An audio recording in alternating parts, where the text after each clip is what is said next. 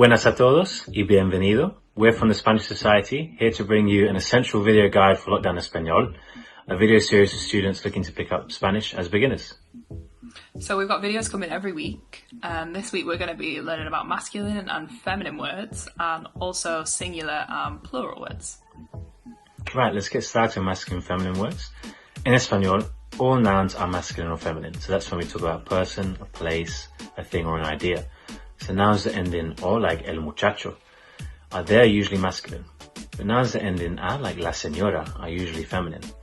There's also many times, though, that nouns can have two endings depending on who you're talking about, like el abuelo or la abuela for grandpa and grandma. So if a noun's masculine, we use the word el to say the, and when we talk about feminine nouns, we'll say la instead. So these are called articles. So, Julia, if I say to you relámpago, a masculine word meaning lightning, how do we say the lightning? So that's el relámpago. Definitely. What about música? Música, la música. Genial. Estás aprendiendo bien, or you're learning well. So not every word ends in a or o, so it will take some time to get used to what's masculine and feminine when you don't have an easy clue like that. But one of the commonest rules are words that end in sion with an S or sion with a C. Those are always feminine. So, Julia, do you know any words that end like that? Televisión, conversación, decisión. They're fairly easy because they are the same in English as they are in Spanish, pretty much. Exactly. But ten cuidado, or take care, because there are other words where this isn't true. And you'll hear feminine words that end in o too, like la disco. So that just takes time.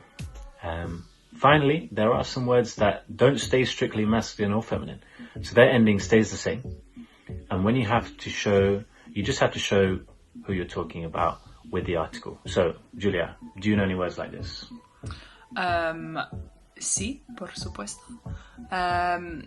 El estudiante y la estudiante. So that is the student, but you just change the article depending on who you're talking about. Brilliant. Okay, let's move on. So, pues next up we're talking about singular and plural. We all know that one in Español is uno, but when we use that to talk about a noun, like saying one book or one tiger, we don't use uno.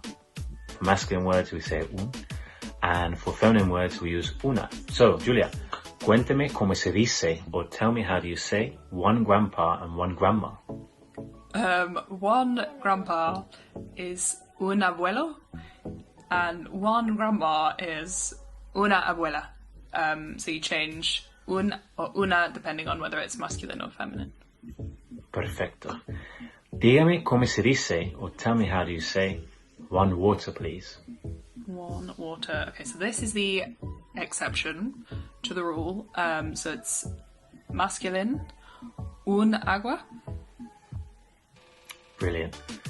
Yeah, so there we've covered singular nouns. Let's move on to plural. The main thing to remember is that we add an S to the end of words that end in o or a, like muchachos or chicas, which makes that word plural. If we have a noun that ends in consonant, we'll add es to the end. Same sound, but no matter if it's masculine or feminine, like televisiones. So that's changing the end of the noun, but we'll also need to change the article.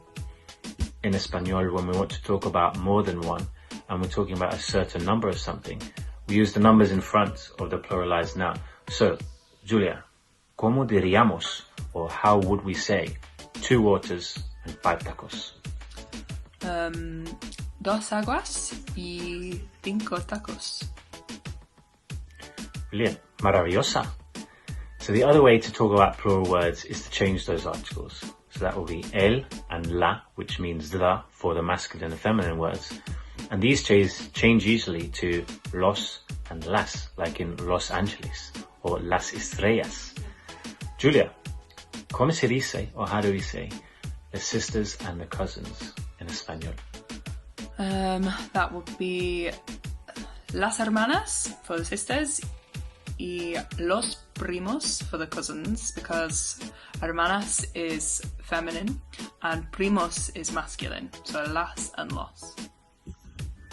Brilliant. So that's it for this week's video. Gracias por venir. Thank you for coming, and we're really excited to keep bringing you videos on language structure and in Espanol over the lockdown period and summertime too.